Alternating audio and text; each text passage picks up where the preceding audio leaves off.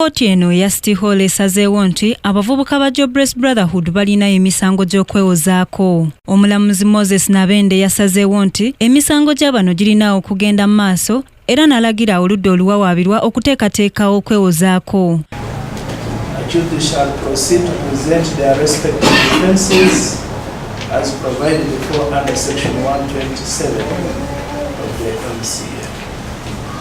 So you shall have to tell this court what you know, if that is your choice, or otherwise as provided for under section 127 of the MCA. Mu kutandika okwewozaako, oludda oluwawaabirwa lusabye kkooti ekomyewo abasirikale abanoonyereza ku misango gy'obubizzi n'abo abali ku kifo ewazzibwa emisango baddemu okusoyezebwa ebibuuzo. Basabye kkooti ekomyewo abajulizi ba gavumenti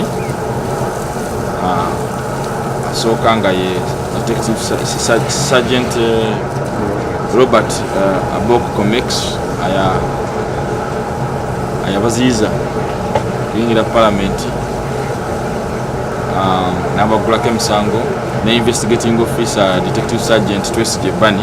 Munnamateeka w'abawawaabirwa Isaac Semakadde ategeezezza kkooti nti asaba abawawaabirwa okusigala nga basirise olwo ye abakiikirire. Abawawaabirwa tebajja kubaako kye boogera naye bajja kuyita abajulizi. Abavubuka bano okuli Tumuhimbise ne Robert Mayanja bavunaanibwa omusango gw'okusalimbira ku Palamenti n'obubizzi obwakyenvu ng'ennaku z'omwezi 17 omwezi ogw'omukaaga omwaka 2014.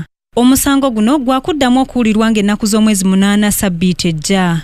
Eggulire lino likusakiddwa ekakasizza ku Kingdom TV amalindirire. This is Kingdom TV.